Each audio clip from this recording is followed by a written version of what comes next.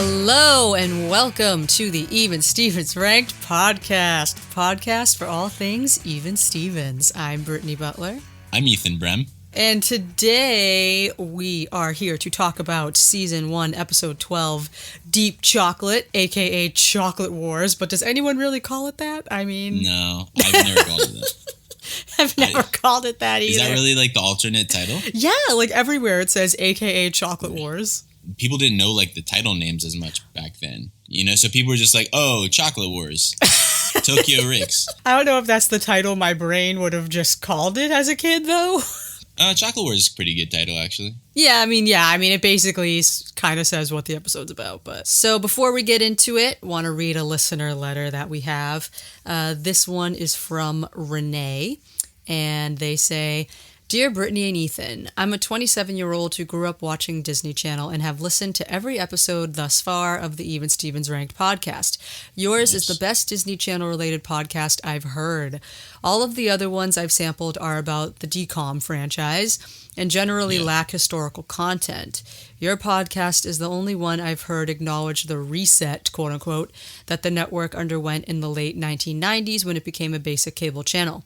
I wrote about that transitional period for an obscure Disney fan site a few years ago. Considering how big Disney is, I think it's strange that there isn't more on the internet about the Disney Channel's long history. Your podcast is helping to fill that void. For what it's worth, I think the reason Even Stevens isn't as popular as Lizzie McGuire and That's So Raven is because it arrived at the time when children were still discovering the network. Its final episode aired the year that Raven premiered. Which is all I always think of that, by the way. Every time I think of That's So Raven, I'm like, like Even Stevens ended and Raven started. It was already 3 years ahead of the game by the time Raven started. Mm-hmm. Yeah. So they continue. For a while, that show was one of the biggest draws on basic cable. Had Even Stevens arrived later, it might have been as big as, say, Sweet Life. Or maybe it would have tanked like the Buzz on Maggie. What do I know? Do you remember that show? No. It was like a cartoon. So they go on to wrap it up. Anyway, thanks for the podcast. I hope you get to interview Margot Harshman, if only because my childhood crush on her never completely went away. And P.S., if you ever get to talk with Tom Virtue, make sure to ask about his brief appearance at the beginning of Under Wraps. Oh, yeah. Which is so crazy because I love that movie. When we talked about Under Wraps on our holiday special... we were talking about how all of our list of, favorite DCOMs have Even Stevens actors. Yeah. We totally forgot that Tom Virtue is in Under Wraps, which was your number one DCOM. That was my number one DCOM, yeah. That was the whole email? Yeah. That was a good email. Yeah, thank you, Renee. Yeah, thanks. There's not a lot of stuff about the history of Disney Channel and, there's a lot of oddities about it. I mean, we've talked about it, obviously, at nauseum. Yeah. And there's tons of stuff on, Nickelodeon history, but... Yeah, but I was very flattered that we're the, quote, best Disney Channel-related podcast he's found thus far. So it's quite a compliment. That's really cool. Yeah. That is really a big compliment, especially by someone who knows, Disney Channel so well. Definitely knows Disney pretty well, yeah. So thank you for that. Anyway, so this episode... was directed by Savage Steve Holland. Yeah. And written by Jessica Simpson. Not the Jessica Simpson. Not the Jessica Simpson. I was like, what? That's her only credit, too, by the way. I know, I was going to say, I wrote down it's her only credit. So I'm like, who is this mysterious Jessica Simpson whose only credit is writing Deep Chocolate? Okay, that's a question we should ask. I just really want to know who this person is. Me too. And Savage Steve Holland directed your number one. No, really? Yeah, Battle of the Bands. Oh, no, that's not mine. Oh, wait, no, you like Band on the Roof. Yeah, Battle of the Bands is in my top 5, so that's also cool. Yeah, it's my top 10.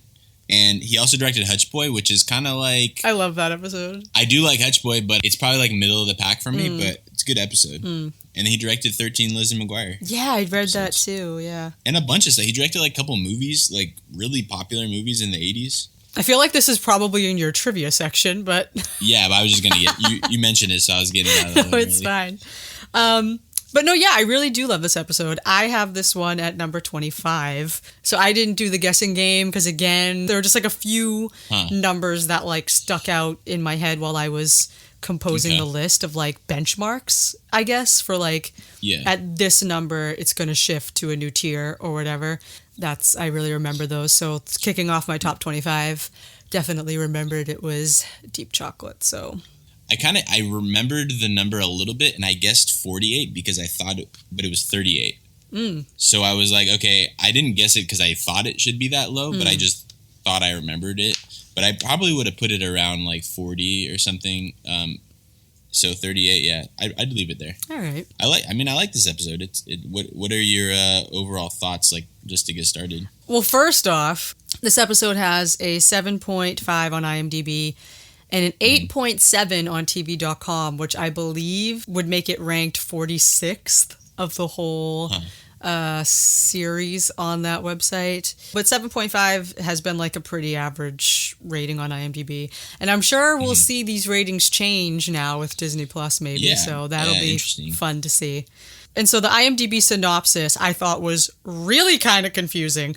So it says, Lewis and Twitty join forces in a chocolate-selling scheme to win a motorized scooter. Twice the number of boxes arrive due to a mix-up, which causes a fallout between the friends. It's a mix-up that causes a fallout? No, and then also just they suddenly say, twice the number of boxes arrive. So 4. We ordered 2 boxes. Now there are 4 boxes.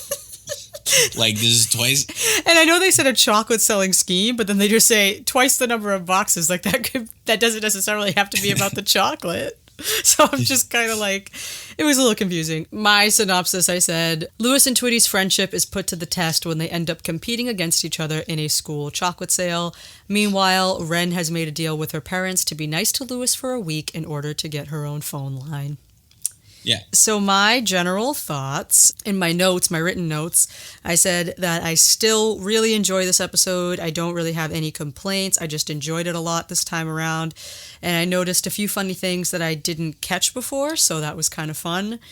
I said that this episode has some of the funniest moments of the series, or at least season 1, in my opinion. Really? I said everyone is pretty good here. Shia is a little bit more restrained, but still crazy, if that makes sense. Yeah, I thought he was pretty crazy. I liked it. And then I said I love that it's like a Lewis and Twitty friendship angle in this episode. Yeah. And then Ren forcing herself to be nice to Lewis is kind of funny, and also sort of could double as like a sibling rivalry kind of angle as well, which of course the show is built on. So I like it. I think there's a lot to like about this one. Yeah. How about you? I do like, my favorite part of the episode is just Shia's little quirks and like the stuff he does. I like the idea of the drama and the conflict between Lewis and Twitty, but like, I think some of it's kind of forced, which is why I don't think it would escalate that quickly to that level. It's not a justified drama, in my opinion. So I think that's why I had it a little lower. I mean, I guess I can see that. Now, also, before we get into it, as we gave our general thoughts, I thought I'd read just quickly these reviews that were on TV.com for this episode. Okay. So this one, the title of the review is Really, Really Good. And it was written August 31st, 2008. This person rated it 10 out of 10, I guess. And they said, a plot with chocolate sales has been done before on other television shows, but none like this. The producers of this episode executed the writing wonderfully. The way Lewis and Twitty got in an argument over the chocolate and ended up splitting up and going their own ways. The way the whole chocolate thing ended was hilarious too. It wasn't even really Lewis's fault. Donnie should have gotten the blame, but Donnie is so funny. This is the best show to ever come out of Disney Channel. It's a shame it only got 3 seasons. And then this other one was also rated a 10 out of 10. The title is I Loved It, and this was written May 30th, 2007. And again, this person, they write, Deep Chocolate, parentheses, aka Chocolate Wars, was an awesome episode of Even Stevens. It was probably one of my favorite episodes. Even though the episode is about chocolate, and I hate chocolate, it was still really good. Yep. There you go. It's like your own personal bias of chocolate would affect your enjoyment of the episode. You don't have to love chocolate to watch it. Like I don't love motorized scooters, but I still like the episode. You can still appreciate that they want one. It's like saying I like chocolate, so I like this episode more. It's like. And then they go on to say, I'd have to agree with Tawny, and they do the quote where she says it tastes like dirt or whatever. Yeah. And she goes, I so agree with Tawny. It tastes like yucky dirt. LOL. So overall, a really well done, funny, and awesome episode of Even Stevens, and I hope it's on more often. Okay, so plot point time. All right, let's do it. So this episode opens with Ren giving a presentation to Steve and Eileen about the phone usage that goes on in the house. My first thought when I saw this was, how often does she do this? Because this is not the only presentation she has given this family. Also, why is her usage so small? That's what I was going to say. Compared to, everyone else's. So, the breakdown is Lewis 40%, Donnie 35%, Mom and Dad 20%, me 5%. And my second thought was, how does she know this information? What study did she conduct? Yeah, she, tracks it. And is this just last month? Is this of all time? I mean, it shouldn't be all time. That'd be weird. And I'm like, and Lewis has the most? What is he gabbing about on the phone for 40% of the time? Chocolate sales. Oh, man. Yeah, so it's a really a Lewis thing to just, use the phone for superfluous reasons. But it's just funny. Now I'm just now I want to just know all of Lewis's conversations that take up 40% of the time. Hilarious conversations. Also, I wonder why she didn't ask for a cell phone. Yeah, maybe because it's 2000. I don't think cell phones work functionally in sitcoms, story-wise. I think it's better if there's no cell phones for the most part. Yeah, that is true. Especially in sitcoms today, because cell phones are so prevalent. People will text and the text bubbles will pop up on the screen. I'm like, this is so cringy. I know it happens in life today, but it's just don't. Just leave it out of shows for some reason. I just don't like it. It's definitely a crutch, I think. Yeah, I don't like it. But yeah, I don't like it either. But this is 2000 and Ren wants her own landline phone in her room, which is amazing. Yeah. I wish I had one of those too growing up. It just seemed cool. I didn't talk on the phone a ton until I got into high school and had girlfriends and stuff. Yeah. But junior high, I didn't. Oh man, no, junior high, me and my friends were on three-way calling every night. Oh man. Oh, one time my friend and I tried to see how many people we could get on the phone. We did 8-way. 8-way, really? Yeah, that was the most we got. Amazing. Yeah, shout out Adam if you're listening. It's a full-on conference call. Anyway, so Ren's doing this presentation and, she's like, oh, look at me. I only have 5%. I deserve more time, whatever. And Eileen's like, hold that thought because it's almost tornado time in 3, 2, 1. And Lewis just comes running through the kitchen like a tornado, getting his breakfast. And Ren starts having a fit. Why is it that everyone in this family can be on time, but that lazy slug sleeps to the last minute, then just runs down here like a tornado? Honey, it wouldn't hurt to be a little more positive towards your brother. He is so irritating, and if I don't say anything, I'm afraid that my head is going to explode. Okay, Ren, how's this for incentive? If you can not put your brother down for a whole week, we will give you your own phone line. That's good. Really? That's honestly a really good idea and challenge. It is. My whole thing, every time I watch this, I'm like, how do they know, though? Because there's so much time. True. She almost does it a couple times, and then, they walk in. Mm-hmm. She could have done it, and they would have never known. Yeah. I don't know. I always have had a problem with that, I guess, too. Huh. She's Ren, so she probably tried hard to keep up with it. Yeah. That's true. Yeah, she's usually pretty honest, I guess. Mm-hmm. So then Lewis is about to be on his way to school, and he's like, oh, hey, I need you guys to sign the permission slip for the school chocolate sale. And he's trying to find the permission slip, and he's like, I thought I put it in my front pocket. And Ren's like, you did. Your pants are on backwards. Which is a really styling look for you. She's already needing to catch herself because it's just second nature to just make fun of Lewis every minute of the day. She just can't resist criticizing him for having his pants on backwards. Doesn't even affect her at all. So, that's basically the beginning of the episode. Not much really happens other than that. So then it cuts to what I said is the best scene in the whole episode. In my opinion. The auditorium? Yes, I freaking love this so much. And this is what I meant by I think this is one of the best moments in the series, or at least season 1. Oh my god, I think it's so freaking funny. So it starts off, Lewis, Twitty, and Tawny going into the school auditorium for an assembly, and it starts off with Tawny saying, "I can't believe we're missing English for a stupid chocolate sale assembly," and Lewis and Twitty are like, "Yeah!" And she's just like, "Lord help me." And then a knockoff of the 20th Century Fox jingle. Yeah. And the knockoff of the 20th Century Fox jingle starts playing.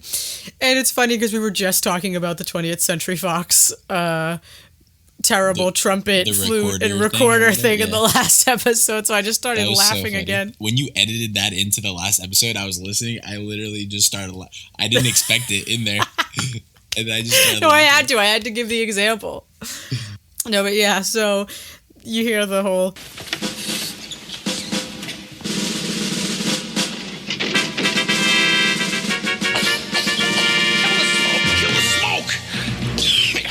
And I just think it's so funny. You have Wallace Randall, this dude, who has a rat's tail hair don't. Yeah. A rat's tail of all rat's tails. Yes. Walking out onto the stage, surrounded by dry ice, and he, like, can't breathe because it's so much. And he's like, kill the smoke, kill the smoke. Like, everything about this is just hysterical to me. Like, it's just so dysfunctional. Like, it's so obviously like cheap and chintzy, but like these junior high kids don't have the wherewithal to notice, especially not Lewis, which we see. Yeah, he's so bought into this. It's like a knockoff 20th Century Fox jingle and tons of fake smoke to introduce this dude. It's just a chocolate sale dude. Oh my god. Okay. So yeah, kill the smoke, kill the smoke. He starts off by saying, "Ladies and gentlemen, there are two types of people in this world, those who can sell chocolate and those who wish they could. Which one are you?" What does this guy think he is? I don't know, but I like his suit. A suit he wears the entire episode, by the way, every time we see him. I know he does. He just re-wears the same suit every day. He does. It's a completely white suit. Top to bottom. Oh my god, no, it looks like a suit you'd wear at your first Holy Communion. Like, you know what I mean? It's just an like all white suit. Yeah.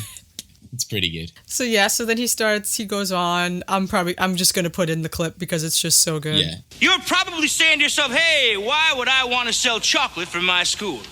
Well, I'll tell you. First of all, you're going to be in some pretty good company. Shaquille O'Neal, star of the feature film Kazam, sold chocolate. Benjamin Franklin discovered electricity, signed the Declaration of Independence, and, sold chocolate. Zeus, the most powerful of all the Greek gods. Come on, say it with me. Sold chocolate. That's right. I love this actor. I'm sorry. I absolutely love the guy that's playing Wallace Randall. So he said, hey, you might be thinking, why do I want to sell chocolate for my school? Well, I'll tell you. Like the way he says it. He's so like slimy, but it's amazing. Yeah, he was a great find by the casting department. Oh my god, yeah. He gives his all to like every single line he delivers. So he's telling them, that they're going to be in pretty good company. Shaquille O'Neal with the most photoshopped picture. Just a black and white photo of Shaquille O'Neal holding a red, real good chocolate bar. And so he's telling bold-faced lies up there on the stage to these kids. Second Shaq reference, by the way, this show. I was going to say that! I wrote that in my notes. Crazy? I noticed that too. I was like, I forgot they made that other Shaq reference. Yep, so second Shaq reference. Yeah. And I love how he says, star of the feature film, Kazam! Which was already 5 years old at this time. And also that's not what he's known for. He's known for being a dominant NBA player. Yeah, I know. That's why in my review I was like, I love how he chooses to reference the cinematic masterpiece that boasts 6% on Rotten Tomatoes as an impressive example for Shaq. It's he has a lot of other stuff. Yeah, he's definitely not known for Kazam. It's also the way he says it. Star of the feature film Kazam. Sold chocolate. Benjamin Franklin. I love the way he said his phrasing. Discovered electricity, signed the Declaration of Independence, and sold chocolate. And then the whole auditorium is going bazonkers by now. They're all bought into this guy's thing except Tommy. They're repeating him. Oh my god, yeah, and then he says, Zeus, cue thunder sound effects. You know, the most powerful of all the Greek gods, say it with me. Lewis sold chocolate. He's just already, like, hook, line, and sinker enjoying this thing. Yeah. Who cares? Yeah, Zeus, you know, existed way before chocolate probably was a thing, but you know. But they're like, yeah, he probably sold chocolate. You know, Who is Zeus gonna sell chocolate to, by the way? Like, B, why does he need to sell chocolate? What is he fundraising? What is Zeus raising money for? The most powerful of all the Greek gods really needed to sell chocolate. Yeah, my son needs to go on his band field trip. Whew, yeah. And then, so, you know, all these bold-faced lies, in case that's not enough to convince these kids. People, if that's not enough to convince you, then feast your eyes on the prize which goes to this school's top seller. Ladies and gentlemen of Lawrence Junior High, I present to you the very latest in motorized scooter technology, the Astro Scoot XE. Kids, this is one sweet ride.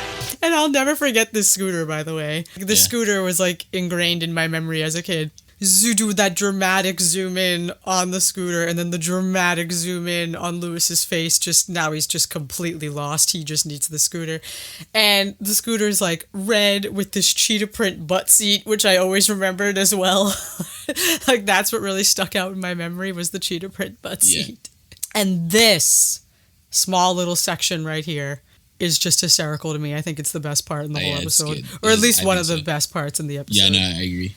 Somebody sitting in this auditorium right now is going to go home with this scooter. Who's it going to be? I'll tell you.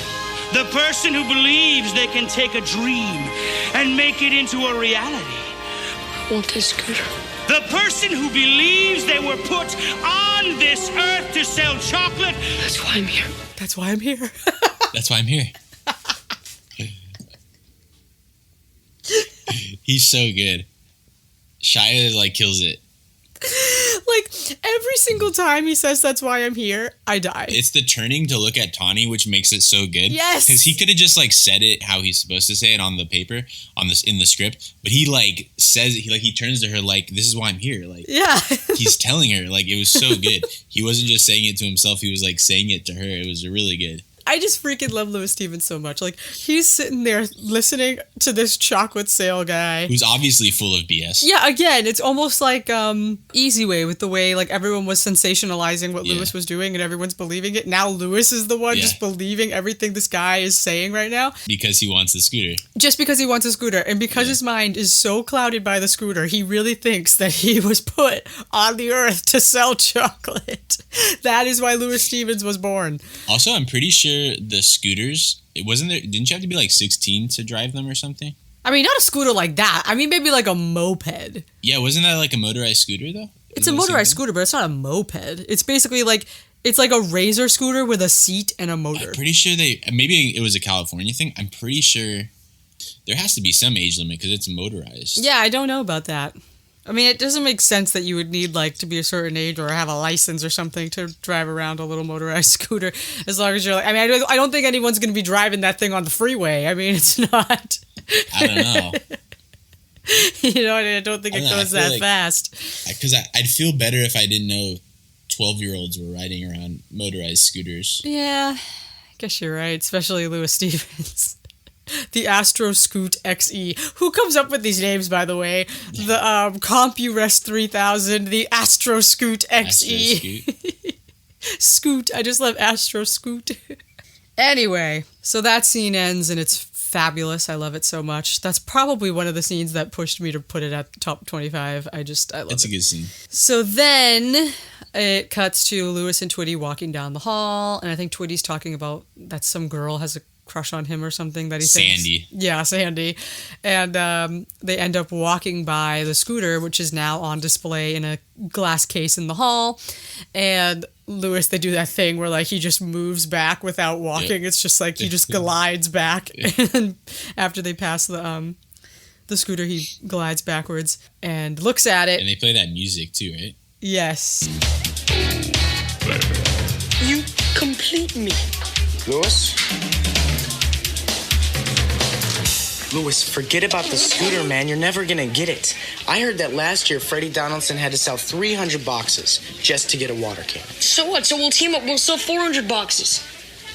This puppy's ours, man. Yeah, it's supposedly a knockoff of Oh Yeah by Yellow. Yeah, that's the song. But it actually sounds exactly the same. If that is a knockoff... Yeah, it's pretty similar. Yeah, they did a pretty good job of making that a copyright-free imitation. Yeah, they do it I want to say at least one other episode. Just can't think of which one it is right now. Yeah, I feel like it would be when they see like a hot girl or something. Yeah, maybe. And it's like, oh, baby. Louis is staring at the scooter and he says, "You complete me," which is a Jerry Maguire reference, I'm assuming. It is a Jerry Maguire, but then I think in Austin Powers he like kind of makes a mimicry of it, and I think Louis is doing the Austin Powers version. I mean, he would be. I mean, that would make sense. Yeah. It's like, mini me, you complete me. That's what it was, yeah. And he does the same hand motions, yeah. Yeah. Yep, so that's definitely it.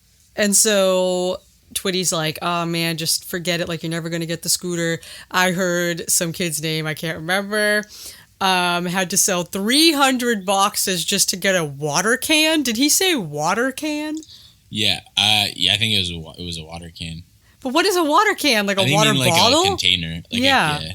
Just like a little water bottle that says like Real Good Chocolate Industries on it or something. Like, man, what? I want that.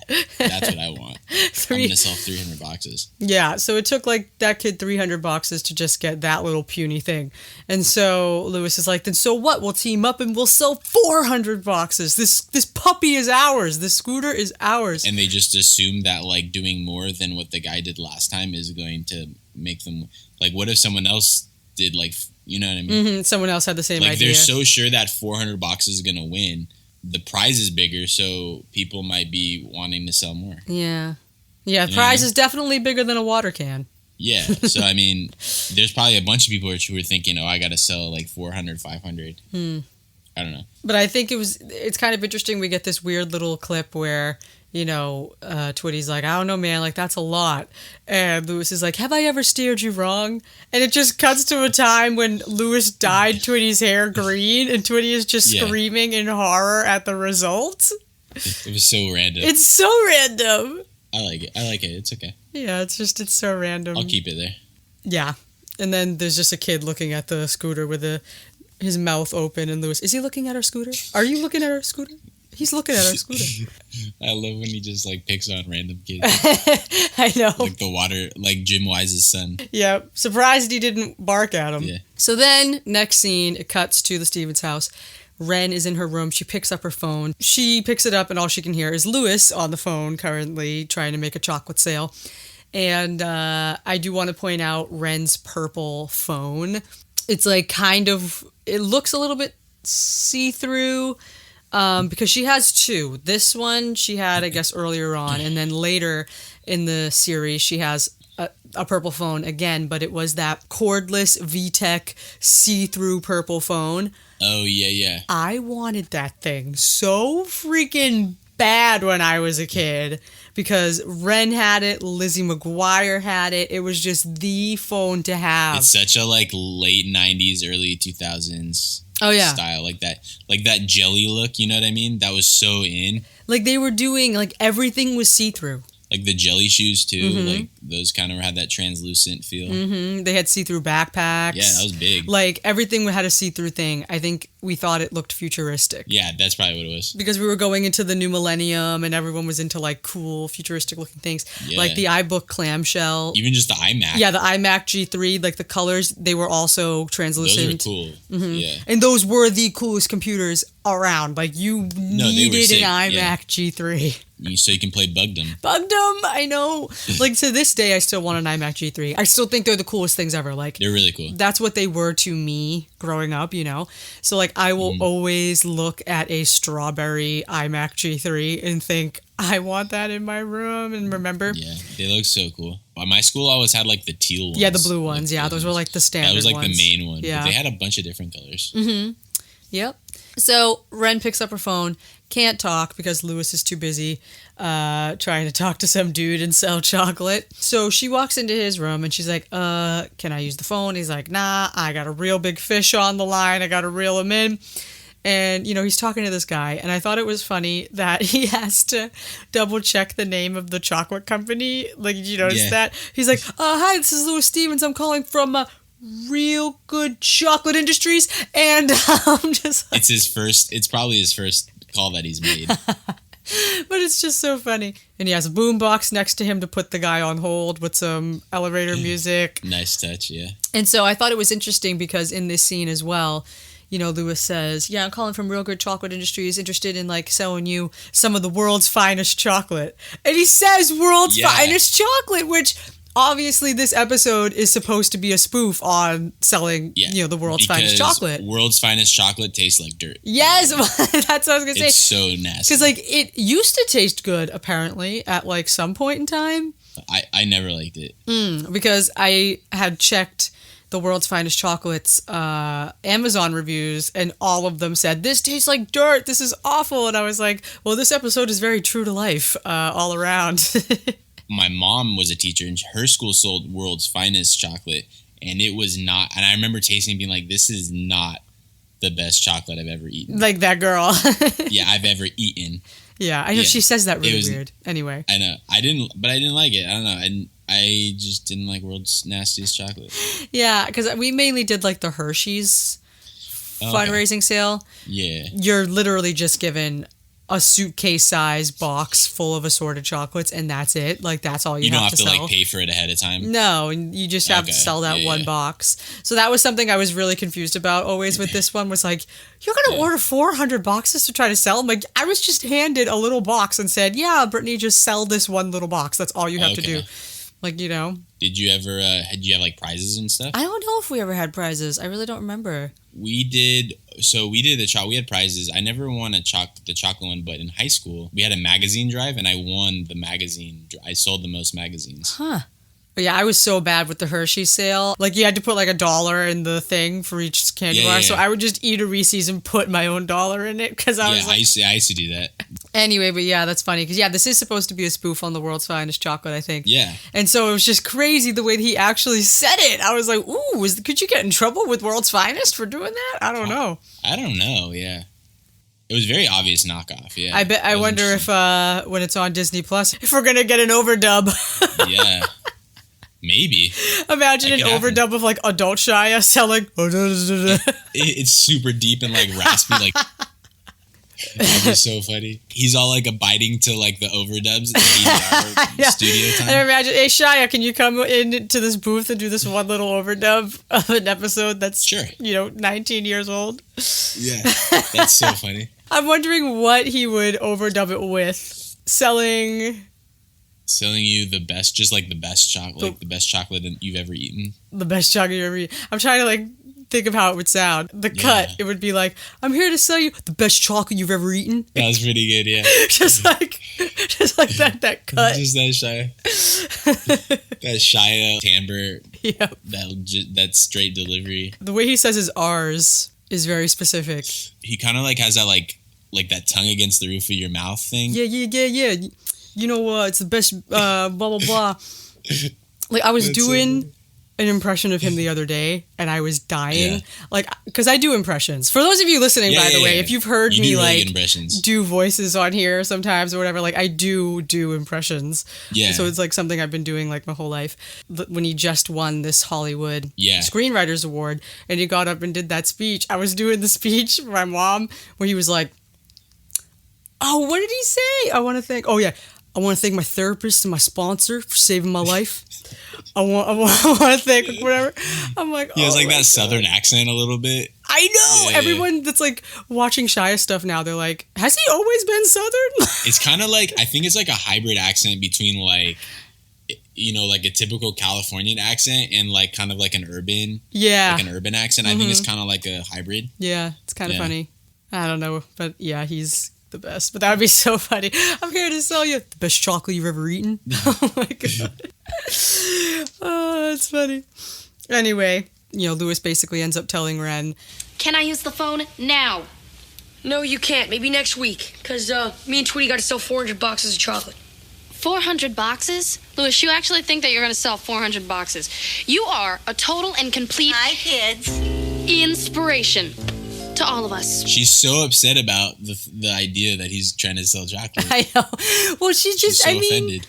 I mean, it is crazy when you hear someone say that they're going to try to sell 400 boxes of chocolate. I mean, that's insane. It's also crazy an 8th grader be the principal's vice principal and have every hour of their schedule. You got her there. You got her there. Yeah, in an internship with a senator or whatever, congressman. Oh, man. But yep, so Ren caught herself there before Eileen could see her insult Louis. Good save, good save.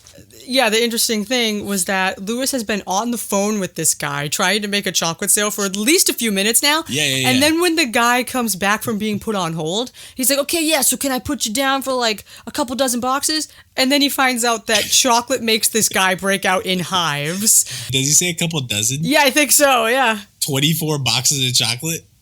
Let me see. He's just like hard selling this guy who has hives. From chocolate. No, he says a dozen boxes. He says a dozen boxes. But that's still a lot, too. That's still so much chocolate. It's like, God. Oh, man. The way he thinks about it, too. He's like, could I put you down for a dozen boxes? Yeah, and this guy just, like, lets him string him along. Exactly. Like, on this phone call. As soon as Louis was like, hey, yeah, I'm calling from Real Good Chocolate Industries, I'd be like, yeah, chocolate makes me break out in hives. I wouldn't stay on the phone with you for that long. And stay on hold. Or, yeah, that's what I'm saying. If someone was like, hey, I'm on the phone with whatever, and I'm allergic to it, they put me on hold, I'm like, I'm hanging a phone up. Exactly. I'm not staying on hold. I don't want to be on the phone with you. People I call, I don't even want to stay on hold with, like, doctor's offices and stuff. I still do it. Oh, my God. But, yeah, it was funny, especially, again, after the last episode when he's like, chocolate makes you break out in hives. I'm like, invisible ones? Invisible hives. It's the worst kind of hives. Invisible ones, yes. So that was funny to me. I was like, I never thought about that before. Yeah, it's so funny. I always think about that. Oh, God. So next, it cuts to Louis and Twitty practicing very insincere ways of trying to sell the chocolate to prospective buyers. You know, just trying to make this chocolate seem so amazing that taking one bite of this chocolate, just eating one of these chocolate bars that cost $1 each, I think, right, could restore a blind man's eyesight, which I just think is incredible. And again, this whole scene is so great. I'll probably put a clip of it because the delivery in this scene all around is just so good. So then I hand you the chocolate, you eat it, and then you say, It's a miracle. I can see again. No, that's not what you say. No. No, it's not. See, because you were blind, and now you can see. That's a miracle. You can see now. Okay, so what did Mr. Randall say? Do you remember?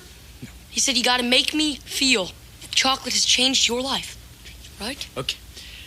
It's a miracle. I can see again. That's too much, man. Oh, okay. I'm gonna get the doorbell. You keep rehearsing. It's somewhere in between there, though. It's good. Yeah, like, who's gonna see that and believe it and be like, yeah, I'm gonna buy it. Also, like, you'd have to be blind in order for that to work, right? If I'm not blind, I'm gonna be like, okay, well, I'm not blind, so I don't need that, right? I know, they're just gonna sell the chocolate to everybody saying, this will make you see again. This will cure blindness. And they're like, I'm not blind.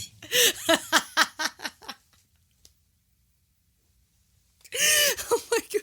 And on the flip side, if they went to like a home for like blind people and then sold them on that premise, that's really messed up. Promising that it'll restore their eyesight, that is mean. Honestly, this is reminding me now of SpongeBob with this is chocolate, you don't eat it, you rub it all over yourself and it makes you live forever. I don't remember. You don't remember that episode of SpongeBob? SpongeBob was like later for me. Oh, that episode is iconic, though. I think everyone knows that. I've probably seen it. But it's with, like, the little old lady. She's just, like, a spine and a skull. Okay. Being wheeled around on a wheelchair by, like, her 80-year-old daughter. And, like, the lady is so old, she's just a skull and a spine. Yes? Hello, young lady. We're selling chocolate. Is your mother home? Mom! What? What's all that yelling? They're selling chocolate. What? They're selling chocolate. They're selling chocolate? Yeah. Chocolate? I remember when they first invented chocolate. I always hated it.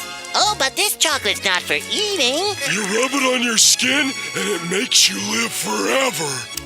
Come on, you lazy Mary. Start rubbing me with that chocolate. If we keep exaggerating the truth, we'll be fancy living in no time. Hooray for lying! I don't remember that, no.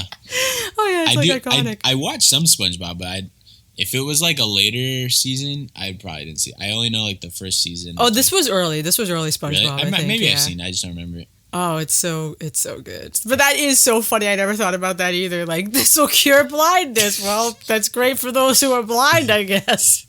Yeah, go to a blind home then. Does this have any other mystical powers that might help me? Cause just blindness? Okay, I'm good.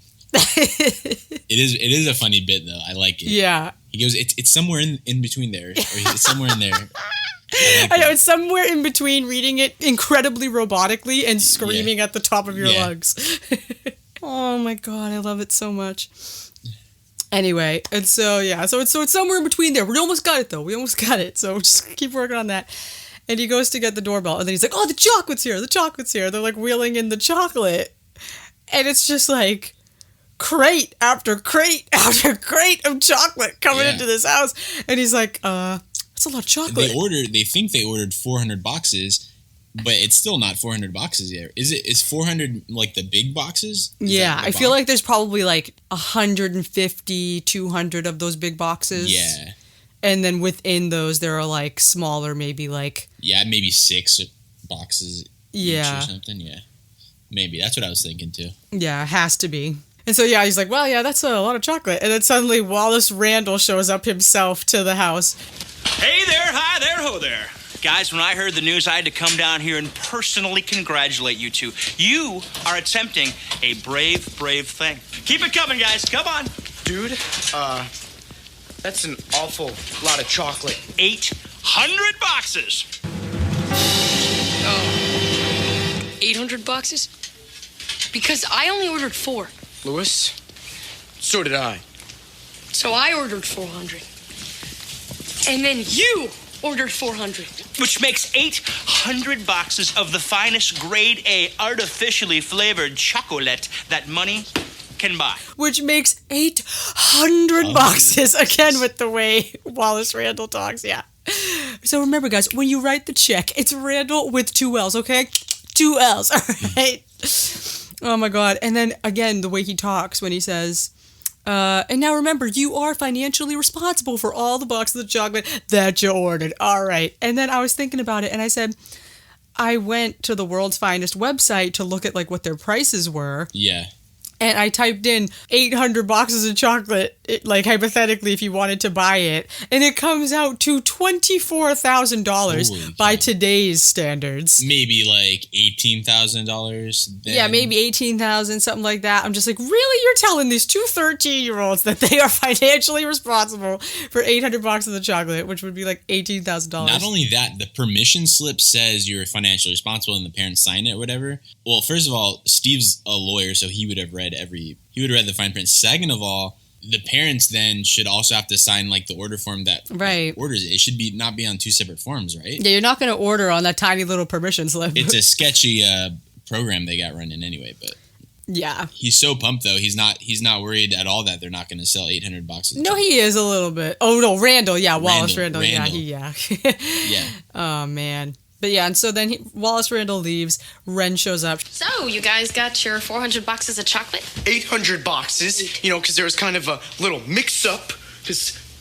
Wait a second, you were stuck with all those boxes. You know, when you say it like that, it kind of sounds like a bad thing. And we have to pay for it all, whether we sell it or not. Mm-hmm. How much money do you have in your college fund? I see what you're trying to do. You are purposely screwing up, so I'm going to put you down, and then I won't get my phone. What are you talking about? Not gonna fall for it. Ren decides she thinks that Louis is messing up so that she'll get mad at him, and then that way she won't get her phone. I like that. And then Louis and Twitty end up having this altercation, and I think I love this though. Louis, we're in deep chocolate. Shh! Don't even. What were you thinking? You ordered an extra 400 boxes of chocolate? I just thought that if I order them, then it would. You don't think. You don't think. That's what you don't do, because I'm the brains of this team. That's how it always is. All the great duos. Batman, he rescues people, and Robin checks with Batman before he orders 400 boxes of chocolate. Oh, okay. So then it's my fault whenever your stupid schemes backfire. At least I think of schemes. I say you take your 400 boxes and I'll take mine. Well, then take them. Twitty does a title drop here where he says, Lewis, we're in deep chocolate. So Twitty views it, I think, the right way. He's like, okay, we both messed up. Like, we're in this together. Like, we're in deep chocolate. And then, like, Lewis kind of is like, no, like, now we're going to go our separate ways. And, like, I'm mad at you for ordering. I don't know. This is the part that I had a problem with because I don't think that that's how his character would have handled it. Obviously, like, it's a sitcom, so, you know, it's not going to be that easy. But the idea of 800 boxes is now seeming way too overwhelming. And I know that they only set out to try to sell 400, but I think knowing now that they have 800 and they're financially responsible for them, that is causing him extreme anxiety right now. So now that he finds out that Twitty did this, and like Lewis also calls himself the brains of the operation because he's always the one that thinks of schemes, and it was his idea to team up and sell 400 boxes. I like the Batman and Robin thing. The Batman and Robin line is great. His goal in his head is the scooter. Like, he wants the scooter. But ordering twice the amount of boxes isn't necessarily getting in the way of him getting the scooter because he still has to sell 400 boxes, maybe even more. He doesn't know. And Lewis always finds a way, so he always is finding a way to, like, come up with money and stuff like that. Like, it seemed like two separate issues that didn't conflict enough to justify, like, the conflict. I don't know. I'm just looking at it from, like, a writer's point of view. It just didn't make a lot of sense. I mean, it makes sense to me. I mean, I know that if I was in that situation, like, I really wanted the scooter and everything, it doesn't matter. Like, if I saw 800 boxes of chocolate being wheeled into my house and knowing that I have all these freaking boxes of chocolate now, how, like you stop thinking about the fact that you set out to sell 4 and now you realize that you have 800 and you're like, holy crap, we're never going to get rid of this much chocolate. But as I'm saying, if he gets mad at him, he still has to sell the boxes. Now he just has to do it on his own. That's what affects, like, my score, I think, of the episode. Yeah, so they end up having this falling out. And I also love the line, too, where he's like, at least I think of schemes. At least I think of schemes.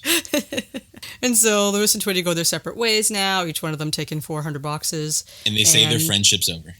Yeah, they say their friendship's over, which is very dramatic. Overly dramatic, one would say. So it cuts to Lewis waking up at 6 a.m. the next morning, getting ready to sell chocolate. He slept in his clothes. He has this little chocolate-selling bag thing around him. And, you know, he thinks 6 o'clock is super early. He goes downstairs and sees that his whole family is tap dancing now first thing in the morning. And he says so that's why I've been having dreams about those killer woodpeckers or whatever. What tap dancer instructor is hosting classes at 5:30 in the morning? Home visits. On a Saturday. Home visits on Saturday mornings at 6 a.m. And Tom Virtue is amazing here. So good. Tap dancing so passive-aggressively. And I need my parking space back. I wish you'd asked me before you put all those boxes of chocolate in the garage. I'm sorry, Dad. Please, I'm not going to tell you again. Get them out of there. Lewis, aren't you working with Alan Twitty? Me and Twitty had creative differences because I'm creative and he's different. I love that. I like how Eileen calls him Alan Twitty. She says his full name. Oh. Both times she says Alan Twitty. What was the production order on this one? It was in the right order, so 12. Oh, okay. It was okay. Just making sure we know his full name. Yeah. It's almost as if, like, he's a new friend of Lewis's. Yeah, that's why I was, like, kind of weird, but... Yeah, and so Lewis says that great quote with because I'm creative and he's different. That's a good one. Eileen tells him that, oops, I wish you told me that because I already bought some chocolate from Twitty. And then Lewis is like, holy crap, Twitty's already way ahead of me. Also, you have to have other people who are also up at 6 a.m. on a Saturday. Yeah, and willing to buy chocolate from you that early, yeah. Yeah. So Lewis, like, packs up all his chocolate, which also he, like, puts them in his bag 1 bar at a time. Yeah, instead of just... Yeah, instead of just putting them all in the bag. All in there, yeah. And that's also just, like, not even a lot of chocolate either to leave the house with. Just that little bag. Yeah. So it cuts to Lewis breaking into this house. And I love the way he's just like, real good chocolate industries. And, like, lets himself in the house. This is probably my favorite. This might be my favorite scene, like, now. Yeah. I like this whole bit. And so he goes into this person's house and he, like, wakes them up by having them smell the chocolate bar and they, like, cough because it's probably awful. And he's just like, yeah, I'm Louis Stevens, Real Good Chocolate Industries. Took the liberty of letting myself in. And I'm dying laughing at this old couple that he's talking to in bed right now because they don't utter a single word. Also, I love when he like bounces on the bed. Oh yes. Man, I just love this whole sequence. I think to me makes it, when I think of this episode and like highlights, this is immediately comes to my mind is this. Yeah, and the stupid sound effects. Boing, boing, yeah. Boing. This strange kid has broken into their house. He's yelling at them. He's jumping on their bed, and they don't say a single word. They just stare at him incredulously like, we're just old.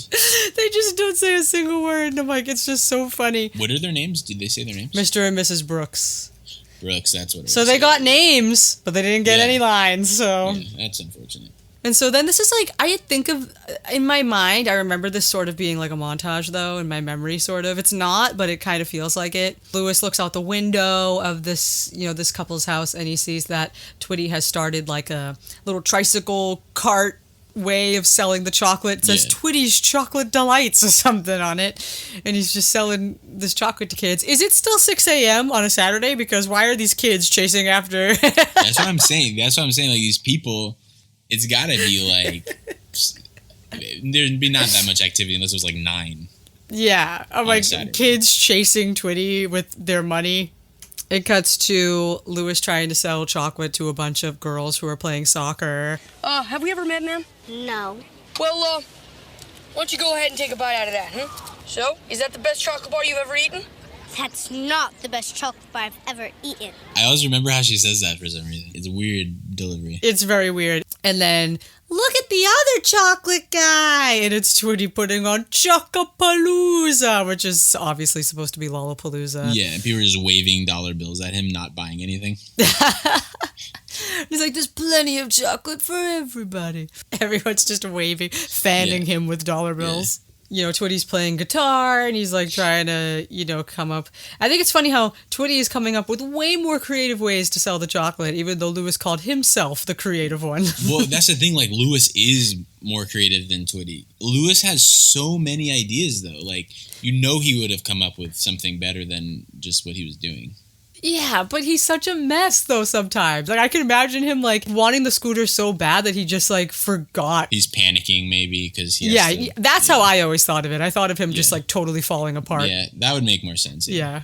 Because that definitely is how he comes across. He just comes across as he is literally falling apart. Like, with the next scene now, like, grabbing the unicycle, freaking out, trying to ride this unicycle, just doing anything to get people's attention. It doesn't get him any sales, though. No. And so he falls off the unicycle, and then Tawny comes over. So you want to buy some chocolate? No, forget it. I'm not buying from either of you. Oh. Why? Well, first of all, it tastes like dirt. Right. Yeah, and second of all, I'm boycotting chocolate because you're ruining your friendship over some stupid sale. I don't know. I just love Tawny. She's so aware. She just knows everything. She is, yeah. She just sees things so clearly, which... She doesn't buy into BS. No. You know what? I'm not going to give up. It's like that old saying. If you fall off your unicycle, you get right back on. Unless the angry clown wants it back. It was her! I swear! He also says not a single word. Not a single word. Though we see him again later. Yes, we do see him again later. And it's funny, you would think the angry clown would be like shouting at him. A mime. Yeah, he's like something. A mime clown. Yeah. It's just funny. Funny. He just doesn't speak. So then it cuts to Ren knocking on the bathroom door. She really wants to get in there to brush her teeth. Yeah, it's the same day. Yeah. So, Louis just got up really early, and it is Saturday. So, yeah, Ren's probably still home. And so, she's trying to brush her teeth, and Donnie is in the bathroom. He has converted the bathroom into a sauna, I guess, for total body purification because he got a pimple from that chocolate. And so he made the bathroom so hot by cranking the hot water heater. Turn the safety off of it. Yeah, be able to turn it so high. And he says that he could boil a lobster in the toilet bowl. It's so hot. And he gives Ren her toothbrush, and it's like all melted and crazy. It ominously cuts from Donnie's bathroom sauna to a shot from inside the garage where Lewis has stashed his 400 boxes of chocolate.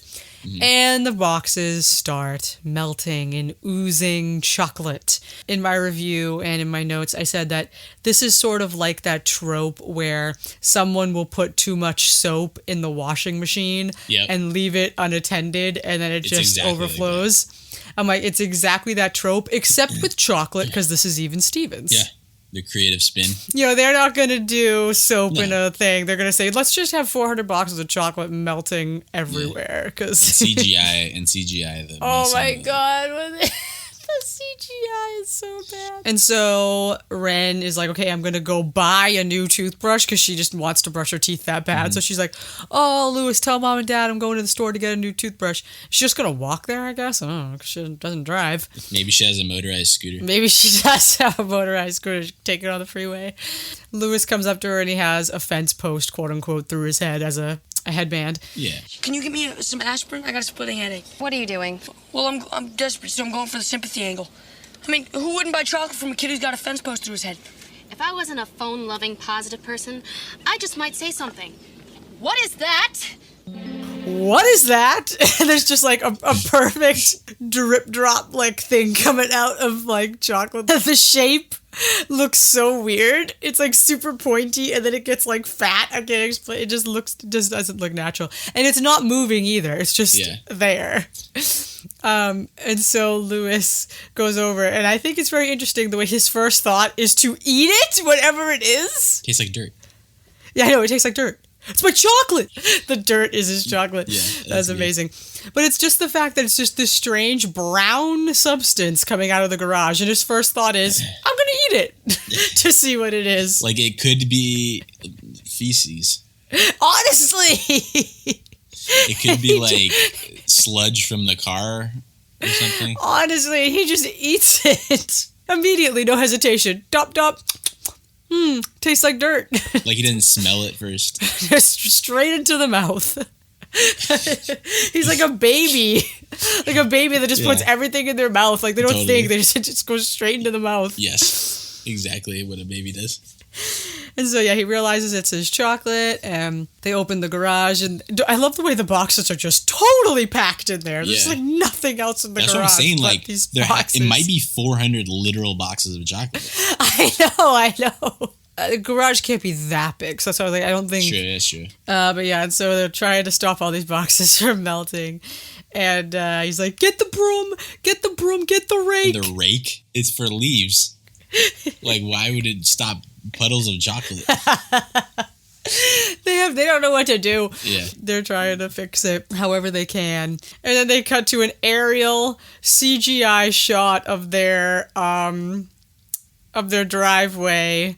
And the chocolate is just dripping. So CGI. So CGI. And if you look at Lewis and Red, they're moving like little animatronic CGI people. Like when they cut to real Lewis and Red, they're like frantic. And then the CGI Lewis and Red are moving slowly. Yeah. It's so weird. I love the charm of that really fake looking CGI stuff. Oh yeah, it's amazing. They almost look like cardboard cutouts of themselves, kind of. It's funny. Yeah. Oh man. Nothing is working, and so Lewis's new idea is, we gotta eat it! That's all you can do. He says we gotta eat it. There's gonna be so much sewer pollution of chocolate, because it's just gonna all run down to the sewer. And then I also noticed, too, that, like, Lewis says, she goes, what's the line she says? So she says, you put your chocolate near the hot water heater. And then he said, I'm starting to think that's a bad thing or something, right? But then he said the same quote earlier in the episode when she's like, now you're stuck with, like, 800 boxes of chocolate. And he's like, when you say it like that, it kind of sounds like a bad thing. Yeah, no, that's true. That makes me feel like it's an ad-lib, the second one. Yeah, maybe. And maybe, it was in his head because he had already said the line before. Because I was like, why would you write the same quote twice, basically? Interesting. It is interesting, but that's something I noticed. And so as they're trying to sweep up all the chocolate, Wallace Randall shows up again. In his white suit. Yeah, in the white suit. Just making these unannounced house calls all the time, just dropping by. It's like, how does he even know if Lewis is going to be home? Like, he's supposed to be out selling the chocolate. Hey, how's my top salesman? Is that your chocolate? I thought we could move more of it in liquid form. Listen, kid, I think you better pay me right now. I don't have the money. Don't make me take legal action. I've sued third graders. I mean, long story short, he's basically running a scam, I guess. Yeah, pyramid scheme. Yeah, because Steve shows up and he's like, Let me tell you something, Randall. I've been researching your chocolate pyramid of success incorporated. And as far as I can tell, none of the profits have even made it back to the schools. You've exploited and manipulated children for too long. You're gonna get your money back. But if I ever find you running another chocolate sale, I will bring you up on charges of fraud, embezzlement, and selling crummy chocolate. Fair enough. Dad, that was incredible. Yeah, unbelievable. and then, but it's annoying when they both start slipping and sliding everywhere on the chocolate. I'm like, okay. It's like Three Stooges stuff. Yeah, I'm like, gotta have the slipping and sliding on the chocolate. Jeez. But yeah, one thing I was always like, what? Was when, Lewis is like, thanks for getting me off the hook, Dad, like Mr. Randall. And he's like, you're not off the hook. You're going to be doing so many chores to pay for this chocolate or whatever. Like, wait. Oh, he's going to do chores around the house.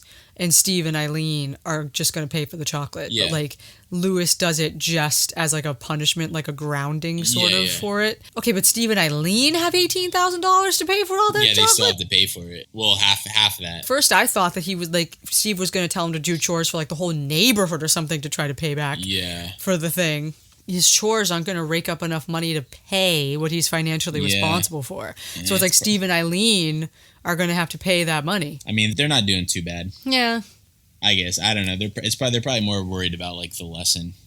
Yeah, but that's like a lot of money That's to a pay lot of for money. melted chocolate. So that is basically the end of the main end of the episode. So then it comes back and it says 1 week later. And I said, is this the only time card we've ever gotten on the show? I'm trying to think if there was one in Family Picnic, like when they did the flashback. I don't think so. Okay. We never really get time frames on this show like that, kind of. Yeah. When you watch an episode, the time frame is like sometimes unclear. Yeah, you just don't know how many days pass. Yeah. Exactly. We just kind of watch it and we just kind of always wonder, like, I guess it's the next day. I could be like, whatever. You know what I mean? So it's just interesting for them to like flat out tell us this is 1 week later. Especially because like chocolate drives go for like a few weeks sometimes, usually, right?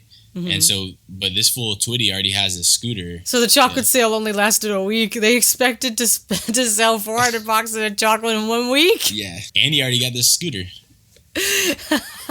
Oh my God. Yeah, that's insane. A week-long chocolate sale. Yeah, we could sell 400 boxes. No problem. That's so much. Yeah. And so it shows Lewis cleaning up the driveway. There's like a little patch of chocolate left. It looks like he's like scraping it off or something. That's true. Scrubbing it. At this point, yeah. And so, so Twitty comes rolling up on the scooter. He won, and he got the scooter. Which, I mean, all in all, at the end of the day, they make up. They're best friends again. Lewis at least gets to ride the scooter now, except I think he has chocolate on his butt and he sits down on the thing and I'm like, you just ruined the cheetah print butt seat. Yeah, I thought that too. That's like the selling point of this scooter.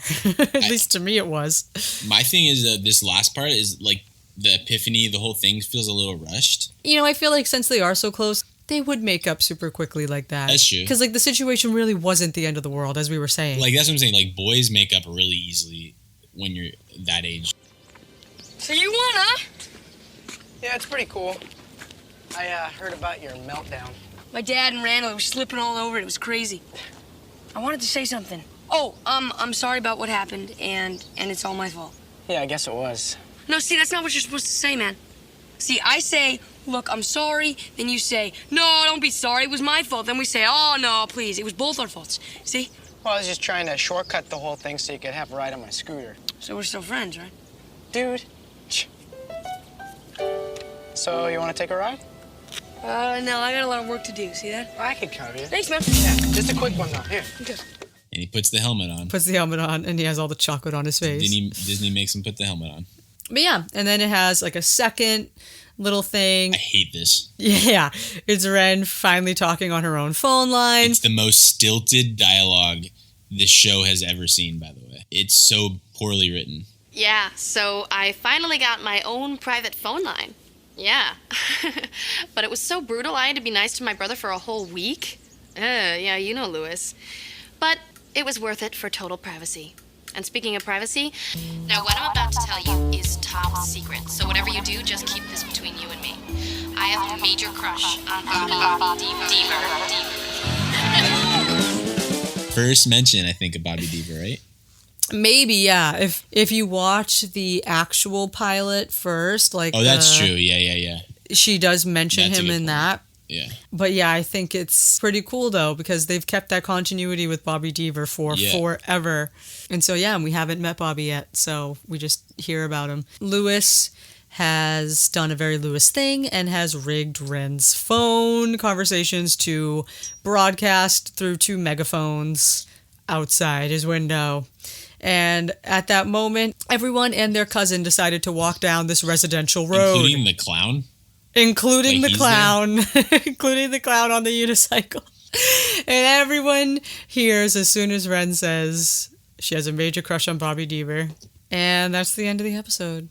Yeah. So all in all, I still enjoyed this episode. I think it's a memorable one to some degree because I think like we all did chocolate sales as kids, I think. I think it was relatable in that way. Mm-hmm. I like seeing Lewis and Twitty and I like the whole Ren thing. It's kind of fun. I don't know. There are just some sequences in this that I think are really, really, really funny. Yeah, I agree. It's definitely funny. And I love the whole satire parody thing of this chocolate.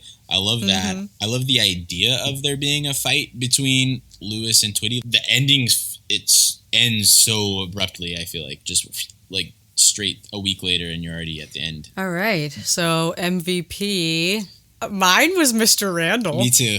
Really? Yeah. For once, like my go-to wasn't Lewis. I was like, honestly, I freaking love this Mr. Randall guy. He was my non-Lewis, was Mr. Randall. I think Mr. Randall really brings something to this episode. I really loved this guy's performance. Oh, man. Even Stevens is really good one-offs. Yes. Oh, right. He's technically, another one-off character, yeah. So, now it's time for some trivia. Is it true? Did you know that for your information, Is it true that... What does that mean? All right. What do you got? The Brooks house, I looked up the location, and the address is 10281 Cresta Drive, which Cresta Drive is... Where they film. Yeah, it's where they filmed the Even Stevens house. Mm-hmm. It's actually just 5 houses down from the Stevens house. That's amazing. I love stuff like that because I don't know what it is about the show, but I love it, and I love its universe, and so... When they do things like this that make it feel more real, I'm like, that's amazing that Lewis would literally just be a few houses down selling this chocolate. Like, it's great. Because it is cool. Because, like, if you go to visit the house again, it's like you walk down the street and it's like, oh, there's that. That's the Brooks house. Yeah. I can let myself in next time. Take the liberty of letting yourself in. letting myself in. So, any other trivia? Mr. Randall, the guy who plays Mr. Randall, his name is Jay Legit. Maybe you pronounce it. Jay Legit. That's maybe how you pronounce it, actually. But he actually passed away in 2013. Oh my God, that just made me so sad. Yeah, he died of a heart attack in 2013. Oh my God. Yeah, it's really sad. Thanks for that, Ethan. Sorry. Yeah. Oh man, R.I.P. Yeah. He was really good though, and he was obviously like an MVP. Yeah. And it was sad. He was really funny. So for my trivia, I couldn't really find much. The trivia that I did find was just so stupid. I was like, this isn't even worth mentioning. Just stupid little nitpicks that people found on TV.com. So for my trivia, basically just going down a list of the pop culture stuff, as I always do. So we have You Complete Me, which is, I guess, Jerry Maguire and Austin Powers. Yeah. Double reference there. Kazam, of course, and Shaquille O'Neal, second reference to him in the series. Yeah. We have the 20th Century Fox knockoff. We have Batman and Robin. I also wrote down the Kramer poster again, even though we see it in so many episodes, but for some reason it really stood out to me in this episode when Lewis is making the phone call. It's just prominently displayed. But yeah, so that, Lollapalooza, that Oh Yeah song that's supposed to be the ripoff of the 80s duo, and Hey There, Hi There, Ho There was in the opening of the original Mickey Mouse cartoon, I guess.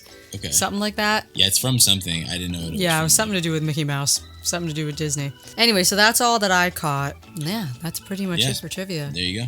Moving on to what we all know is the best segment. Yeah. It's time for tweets.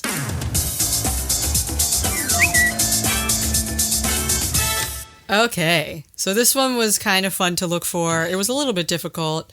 Just trying to think of other keywords to find other than, chocolate and stuff. Yeah. But I did find some that I thought were fun. This first one here is from Tori. It's a tweet from 2012. And she said, I just remembered that I had the same badass purple landline phone growing up that Ren from Even Stevens had. And I was like, yep, I wish I had that memory. And someone else here, Hannah, in 2013 said, I just remembered the Even Stevens episode where Ren wanted her own phone line, which is really funny considering no one even uses landlines now. That's true. And that was in 2013. Wow. Man, time flies. Time does fly. This next tweet is, their username is just the emoji, the smiling devil emoji with the horns. I'm just going to call him Mark.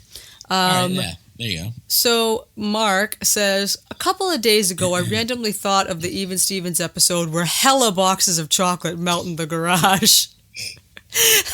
I just liked the use of hella. Yeah, it's hella great. Boxes of chocolate. Oh my gosh, that's great. Next tweet is from Kaylee Kens in 2012.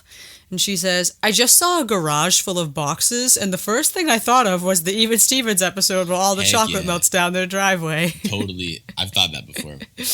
There's another tweet here in all caps. It's so a mess. I don't even know what this person's saying. Try it.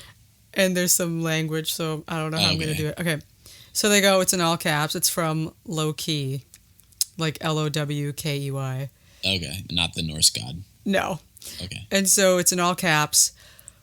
Where the Even Stevens episode where Lewis had to sell a couple bands worth of chocolate, but they melted and Twitty fooled on his dumb ass.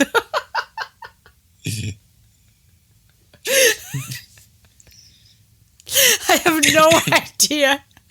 I have no idea what that even... He fooled on him so hard. That should be the IMDb description. Let's make that edit. So the next one is from Big Stony. Mm-hmm. And they say, if they not playing the episode of Even Stevens when all that chocolate melted out his garage, then I don't want to see it. Why? I don't want to see it. The next one, I don't know even how to say this, so I'm not even going to say the name. And it says, I'm still beat up about all that wasted chocolate in that Even Stevens episode. But it's nasty, though. Why would you... I know. So the next one is from Drip Skylark, and they just quoted, we had to split up because of creative differences. I'm creative and he's different. Even Stevens was the show. It was. What this person said. It was. And those are all the ones I took screenshots of to save. Those were good ones, though. They're all usually pretty fun. Yeah. I guess last formality segment, best quote. Yep. I think I went first last time, so why don't you go? Mine, I actually had trouble. I had a couple that were, maybe like 3 that were in the running, but I ended up deciding on, I thought we could move more of it in liquid form. Oh my gosh. Yeah. I just like how he says it. Exactly. I was going to say it's the way he says it. It probably wasn't my favorite quote when I was a kid. Mm-hmm. This time watching it, that one got the biggest laugh out of me. Yeah, funny. So for my best quote, I went with like a really under the radar one, I think. Okay. I never even noticed it until this last time I was watching it. And I really, really laughed. And so I said, you know what? I'm going to give my best quote to this. Nice. So this is a Ren quote that completely flew over my head before. So it's when she's trying to get Donnie to get out of the bathroom. He says, what are you doing in there? I create my own steam room for total body purification. You know I got a pimple from that chocolate? You know, I'd send you an I'm sorry about your pimple card, except I need to brush my teeth first. That is under the radar. Because she says it so fast, too. Like, you know what I mean? She kind of blends the words a little bit. Exactly. I never noticed that quote before, ever. It was like it was the first time I was hearing that quote. Yeah. And so I just laughed. And so, but there you go. I mean, you can always find something new on this show because I'd never caught that line before. That's a good one. And I really love Christy's phrasing too. He'd like, oh, well, you know, I'd send you an I'm sorry about your pimple card, but I have to brush my teeth first or whatever. Really, really great. Because, you know, Donnie making such a big deal of his cosmetic stuff. I got a pimple from that chocolate. Oh, what a tragedy. So that's my best quote. And then I had 2 runner-ups. The runner-up was the I'm creative and he's different. Yeah. I've used that quote in real life before. And then just him whispering, that's why I'm here. That's a good one, yeah. Yeah. I just love it. That's a good one. So, there's been a lot going on recently now with the launch of Disney Plus, which is very, very exciting.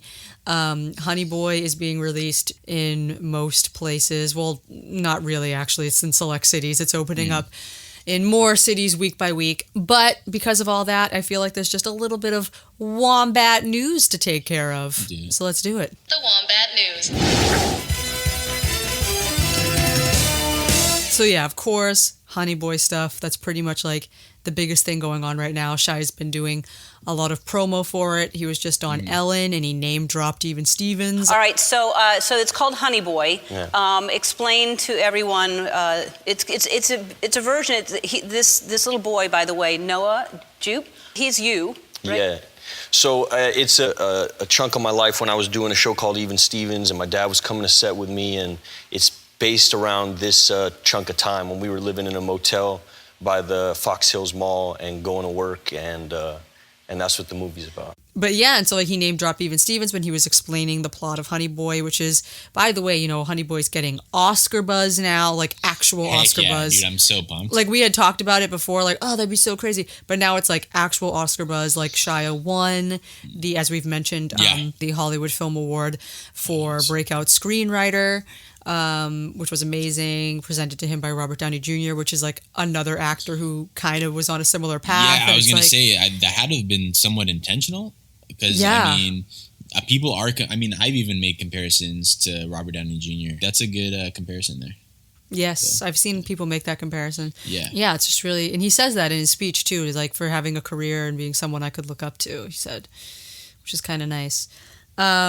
Yeah, here's hoping Shia has a Robert Downey Jr. level comeback, which it's seeming like he might be poised to. I think most of the people on the internet are from our generation, like that talk about Shia and like make his stuff go viral. Yeah. So I feel like we all have a really soft spot for him, and we've all always been rooting for him. So, I think, if he's raring and ready for this comeback, then we will be here to support him. Yeah. But anyway, so that's pretty crazy. Everyone watching all these Shia videos right now online, like the Ellen videos, all his appearances always end up gaining at least a couple million views on YouTube. Suddenly now everyone's in the comments saying, who's been a Shia fan since Even Stevens? I've been here for forever, since Even Stevens. Yeah. Even Stevens is one of my favorite shows of all time. I'm like, really? Then where are you? Are you listening to our podcast? You better be listening to the podcast.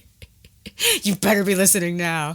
But yeah, it's crazy, right? So everyone's going to be seeing that. Everyone's going to be hearing him name drop the show. And then everyone's going to say, why don't we check out that show that he was on? And then bam. It's all coalescing right now. It's awesome. It's a very strange, perfect storm. Yeah.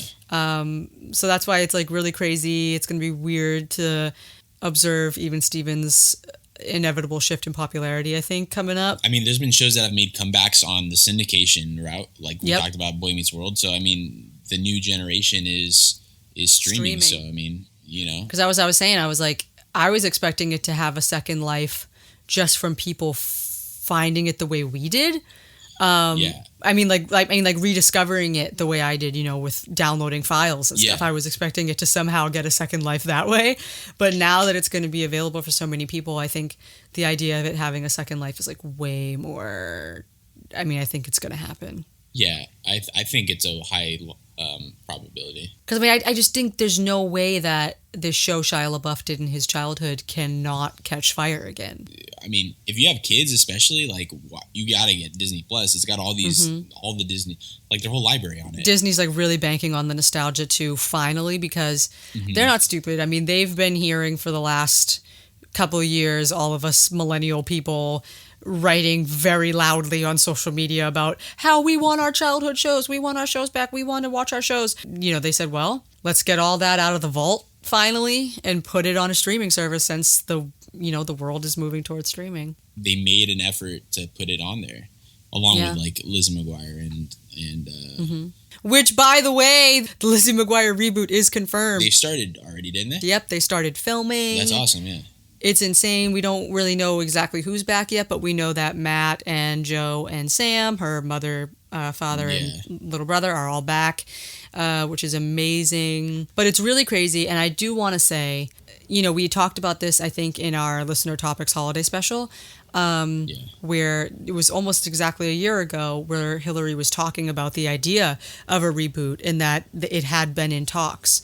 And she said that she didn't think that Lizzie would be a mom yet and whatever. And we were really excited about that idea. We were happy about that idea. And now the premise is out and she's not a mom. The show is going to be about Lizzie McGuire navigating life, starting on her 30th birthday. I almost cried when I was reading an article about Hillary really talking about why doing this reboot was important to her. And she said, Lizzie, having been an idol for these girls when they were tweens, me, that now for her to also continue to grow with them in their 30s is amazing. And I'm not 30 yet. That's 3 years away, I think, right now. But I'm very scared of turning 30, and it's I was scared too. I mean, it's really on my mind about the fact that it's pretty much right around the corner. And so I really started crying when she said, a lot of girls specifically feel like they have to be married, they have to have a kid, they have to have their life totally together by the time they're 30. And if they don't have those things, they're a mess or whatever, and it's not socially acceptable and you're whatever. And she's like, so I really loved the idea of Lizzie waking up on her 30th birthday and not having those things. Yeah. I mean, even me, I'm still figuring stuff out. I just turned 30 and it was kind of depressing because I was like, you have, especially as a creative person, you have this roadmap in your head of how your career's going to go or how your life's going to go. And I have tons of people who I went to school with and they're like, this is not what I had in mind. I had planned to be have some people a record dealer, some people just a producer or whatever. And they're not doing anything that they thought they would be doing, at least not to the scale they thought they'd be doing, but making enough money where they could sustain themselves. They have to have a day job or whatever. And they don't tell you that when you get out of college, it is really hard to find work right away unless you're a doctor or something like that. Oh yeah. Or unless you have a master's in something. No. And I think it is good to have maybe a show where it already has people invested and looking up to its main character and already has this role model stature and be able to continue that, like she said. Yeah.